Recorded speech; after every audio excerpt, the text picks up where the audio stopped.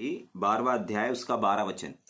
इब्रानियों 12 का 12। हाँ। इसलिए ढीले हाथों और निर्बल घुटनों को सीधा करो। बस रुक जाएंगे, यहां पर दो चीजें हैं, पहला है हाथ और दूसरा है घुटना। घुटने। क्या है? दो चीजें हैं यहां पर, ठीक है। और दो बातें हमको यहां पर सिखाई भी जाएंगी इस पूरे चैप्टर में। दो चीजें हमको बार बार सामना करना पड़ेगा, पहला परमेश्वर के उपदेशों का और दूसरा चेतावनी का। ठीक है, लिखा हुआ है सबसे पहले, इसीलिए ढीले हाथों को, नंबर 1 ढीले हाथों को, और नंबर 2 निर्बल घुटनों को। ठीक है कि नहीं? निर्बल घुटने और ढीले हाथ किसको कहा गया है? ठीक है, ढीले हाथ किसको कहा गया है? जब एक व्यक्ति का ढीला हाथ होता है ना, तो वो ढीले हाथ पता है किस चीज को दर्शाते हैं? कुछ भी ना करने को। लिख लीजिएगा, अगर आपको लिखना है, जो लोग लिखते हैं वो लोग लिख लीजिएगा। अगर आपसे कभी कोई पूछे कि ढीले हाथ का मतलब क्या होता है, तो ढीले हाथ का मतलब होता है कुछ ना करने वाले व्यक्ति, मतलब वो कोई भी काम को नहीं कर रहा है। ठीक है कि नहीं? ढीले हाथ का मतलब क्या है?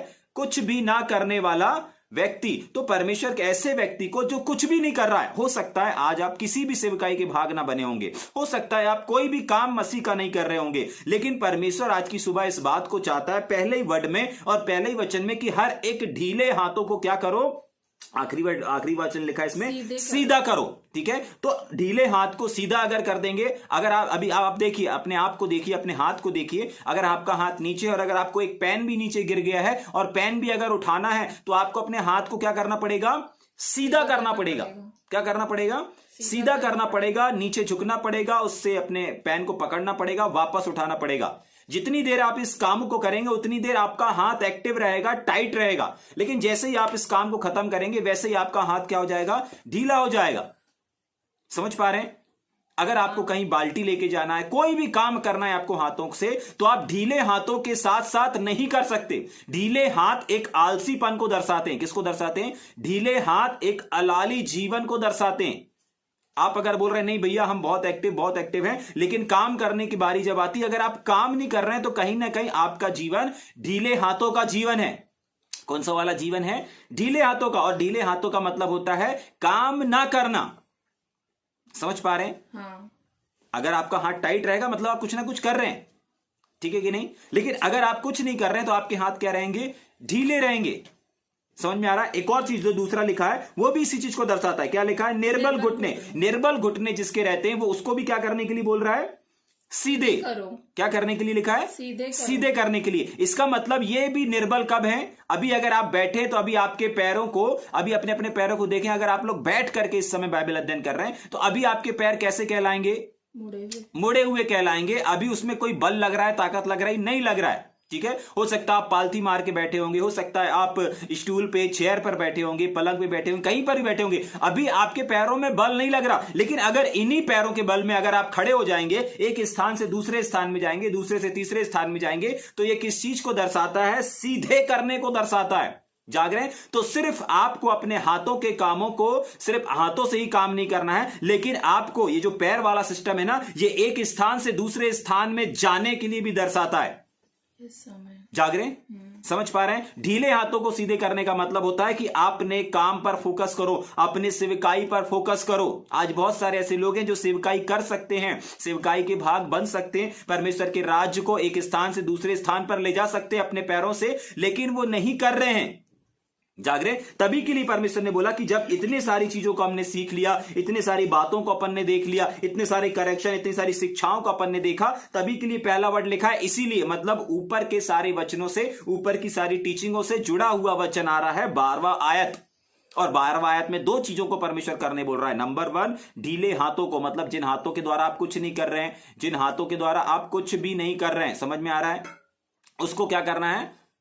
टाइट करना है। मतलब आप देखें, याद करें, आप कौन सा काम है जो कर सकते हैं लेकिन नहीं कर रहे? जाग रहे?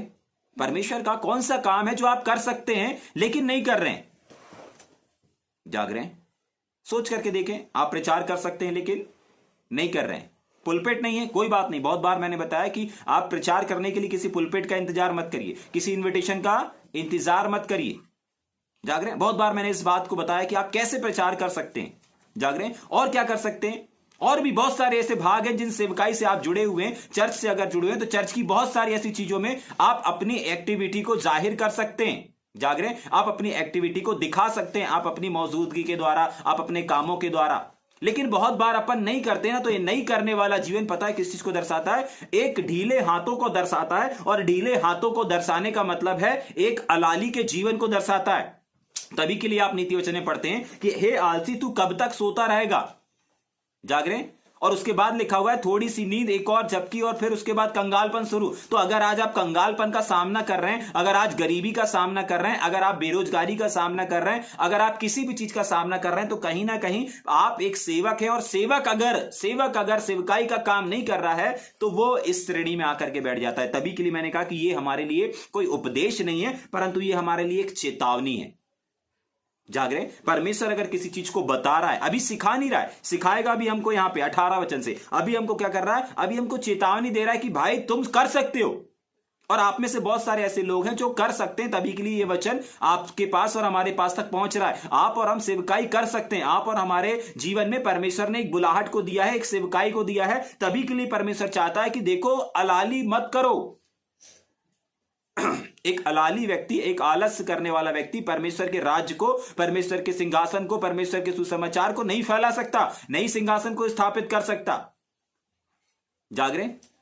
बहुत साल पहले बाबा आमोस सिंह ने इस बात को बताया था कि देखो बेटा, ये जो शरीर है, आप इस शरीर को जितना घिसोगे ये उतना चलेगा।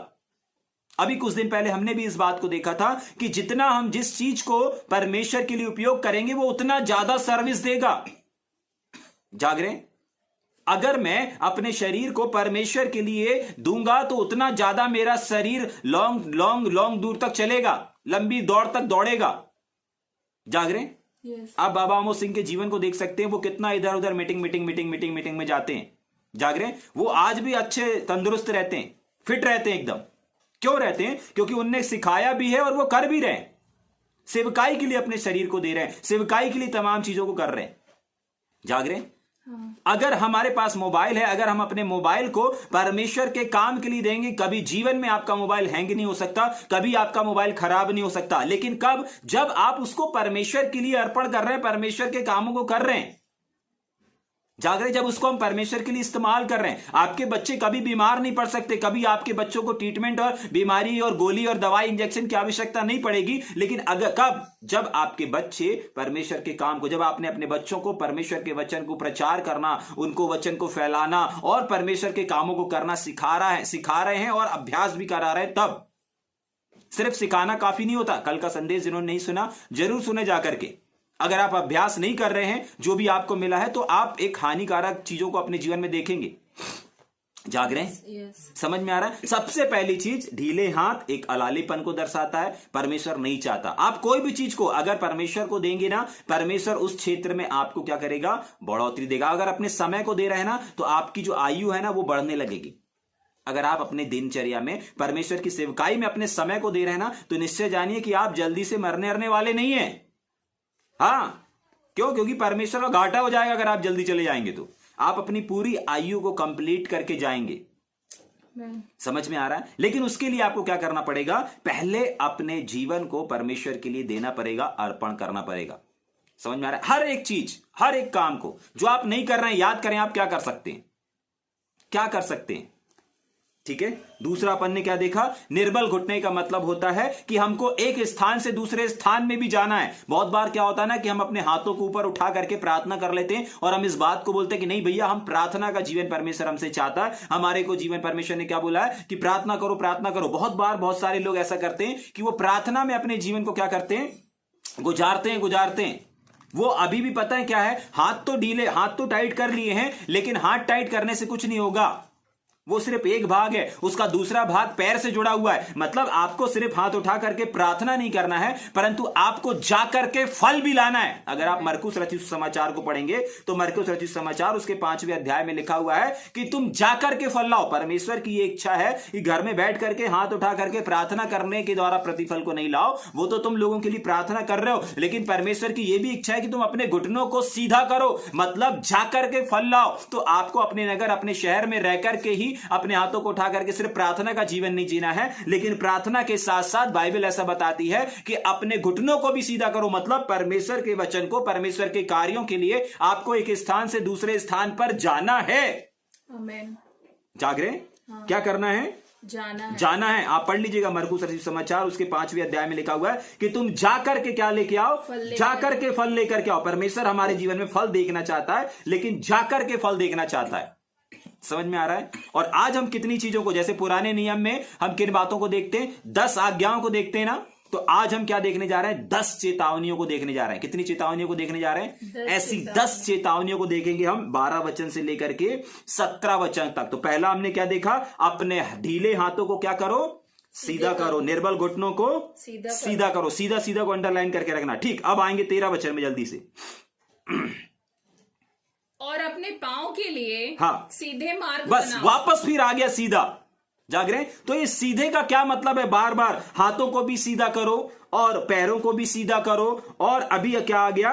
पांव के लिए जो मार्ग, मतलब रास्ता जो बनाना है ना, वो भी सीधा बनाना है। तो आपको मालूम है ये बार बार सीधा सीधा सीधा सीधा शब्द क्यों आ रहा है? ये सीधा किस चीज को दर्शाता है? हाथ, ढीले हाथ को सीधा करना, ये तो हमें सेवकाई के बारे में, इसकी हाथों से हमको सेवकाई करना है, पैरों के द्वारा एक स्थान से दूसरे स्थान पर जाना है। लेकिन अभी यहां पर बता रहा है कि अपने पांव के लिए सीधा मार्ग बनाओ। मतलब आपको अपनी सेवकाई के लिए घर पर बैठ करके इंतजार नहीं करना है कि नहीं मेरे पास सेवकाई आएगा।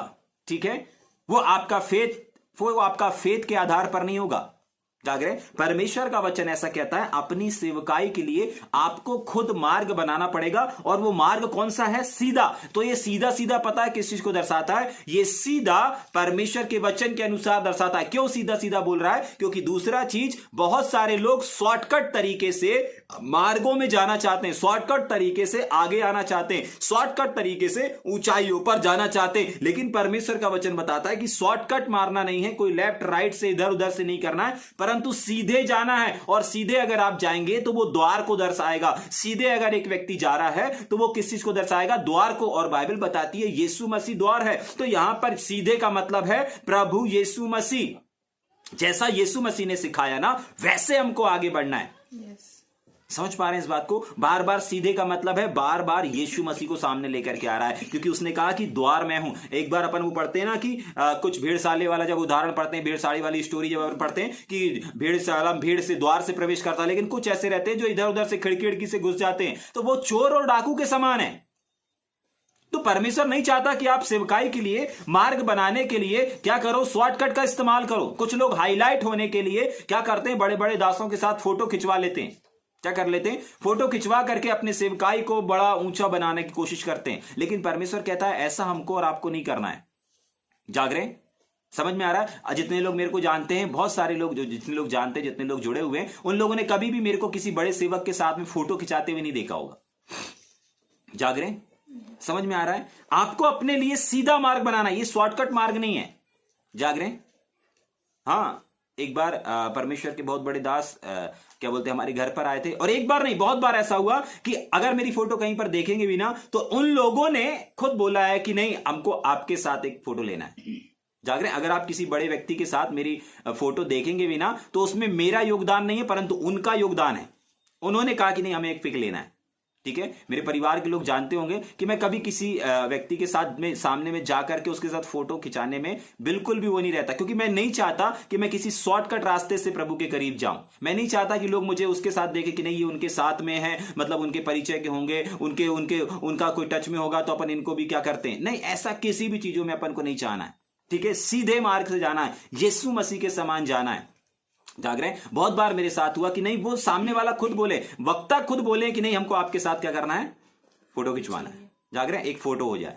जाग रहे हैं? इसी घर में, जिस घर से अभी आप सुन रहे हैं, इसी घर से, इसी ऑफिस में बहुत सारे लोग आए, उनने खुद बोला है कि नहीं, हमको एक सेल्फी लेना है, हमको आपको याद के लिए। जाग रहे हैं? समझ में आ रहा है? yes. उसको बोला जाता है सीधा। सीधा मतलब एक सीधे द्वार को दर्शाता है, एक सीधे रास्ते को दर्शाता है। जाग रहे हैं? और टेढ़ा जो रास्ता रहता है ना, एक और चीज आया उसमें, पढ़ेंगे 13 वचन को। 13 वचन को पढ़ेंगे। और अपने पांव के लिए सीधा मार्ग बनाओ, हाँ, और लंगड़ा भटक ना जाए। और अपने पांव के लिए सीधा मार्ग बनाओ कि कहीं ऐसा ना हो कि जो लंगड़ा है ना भटक जाए। आपको मालूम है, जो लड़खड़ा करके जीवन जीते ना, उनको आड़े तिरछे और उबड़ खाबड़ रास्ते में चलने में क्या होता है? तकलीफ होता है। वो लोग ठीक से नहीं चल पाते। जो कमजोर लोग रहेंगे, जो थोड़े निर्बल लोग रहेंगे, लंगड़ापन किस चीज को दर्शाता है? परिपक्वता को नहीं दर्शाता। लंगड़ा जीवन कहीं ना कहीं उनके जीवन वीकनेस से भरा हुआ है, कमजोरी से भरा हुआ है। इस चीज को, जो वो काम को, जो वो सेवा को ठीक से नहीं कर पा रहे हैं, वो एक लंगड़ेपन के जीवन को जी रहे हैं। तो एक लंगड़े व्यक्ति को अगर अपन ऊबर खाबड़ रास्ते से जाने के लिए देंगे या लेकर के जाएंगे, वो कितना चल पाएगा?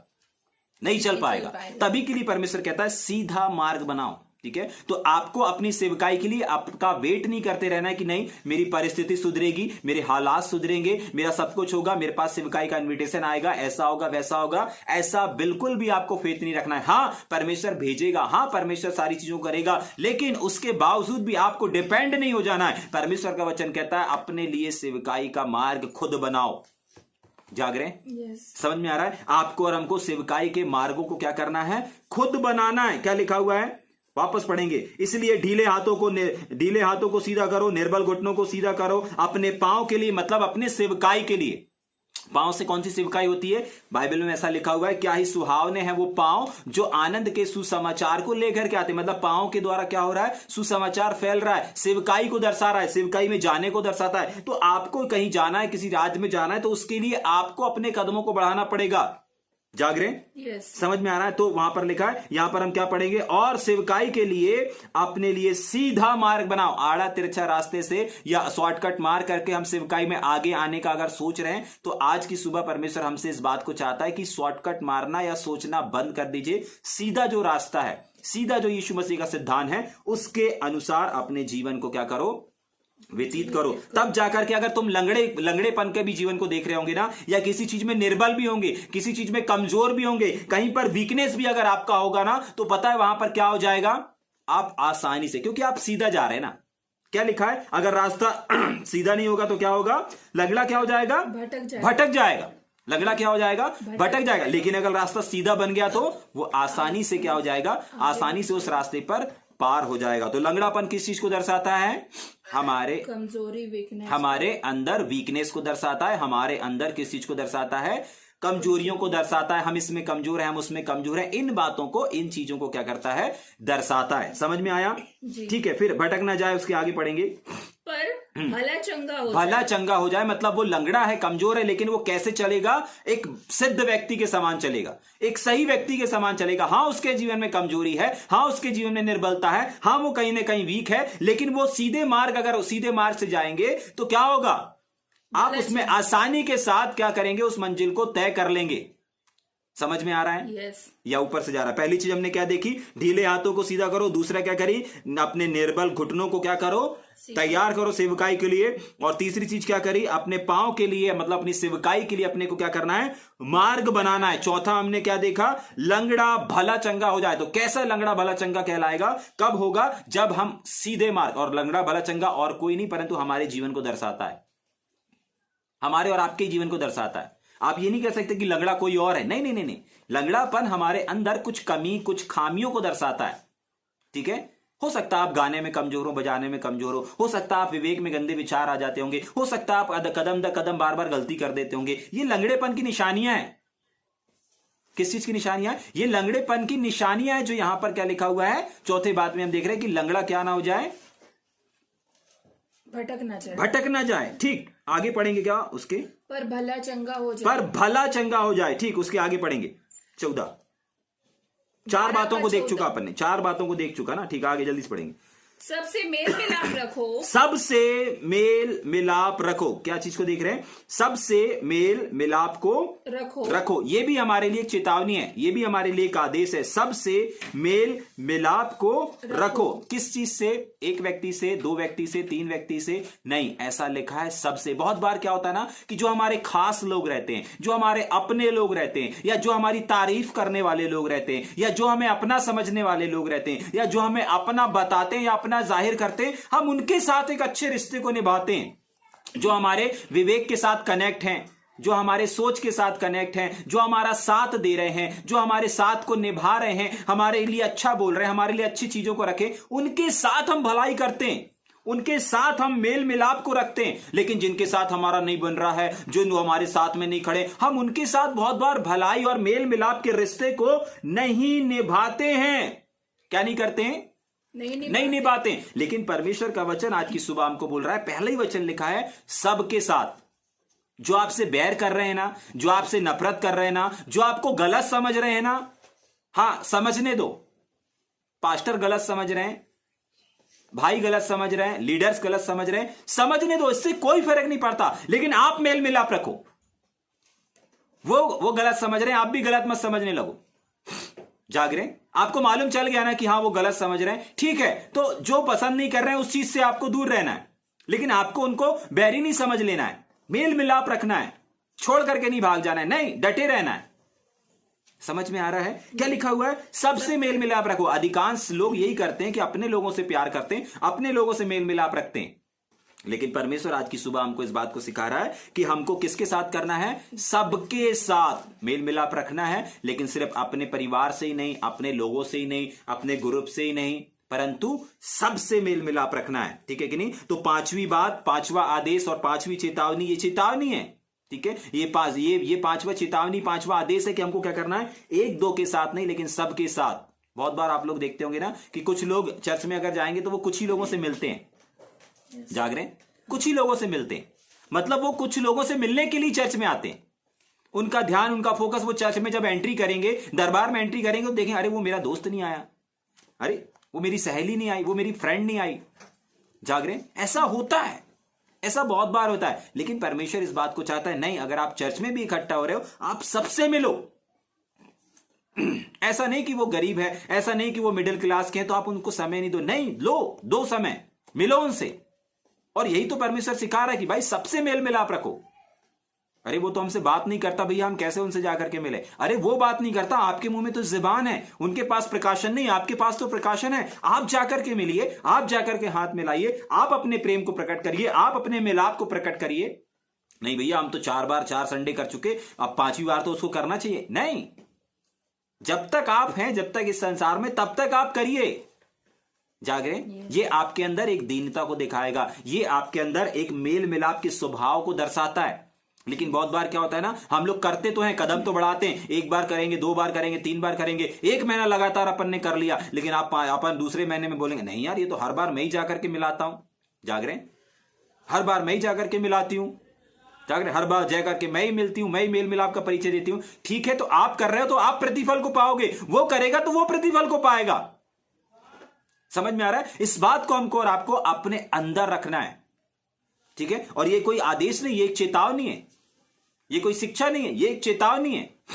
चेतावनी का संदेश है कि सावधान रहना है। अभी और आगे अपन पढ़ेंगे उस